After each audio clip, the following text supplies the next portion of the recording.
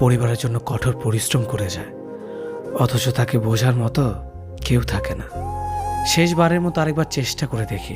পৃথিবীতে এই চিন্তাটাই অনেক সফল মানুষের জন্ম দিয়েছে। অভাব আর অভিযোগ এমন একটা জিনিস যা অন্যের কাছে না বলাটাই ভালো। কারো কাছে অসহ্য হয়ে ওঠার থেকে হারিয়ে যাওয়া অনেক ভালো। বন্ধুত্ব কখনো হারায় না, হারিয়ে যায় সেই মানুষটি যে বন্ধুত্বের মূল্য দিতে পারে না। মন খারাপ হতে বড় কোনো কারণ লাগে না, ছোট্ট একটা কারণই যথেষ্ট। অর্থই সব, এটাই নিশ্চিত। অর্থ থাকলেই মনে শান্তি থাকবে। মানুষ পরিস্থিতির কাছে সবসময় অসহায়। মানুষ ইচ্ছে করে কখনো কষ্ট পেতে চায় না, কারো কাছে লজ্জিত হতে চায় না। কিন্তু ভালোবাসলে কষ্ট পেতে হবে যেন মানুষ ভালোবাসতে ভালোবাসে।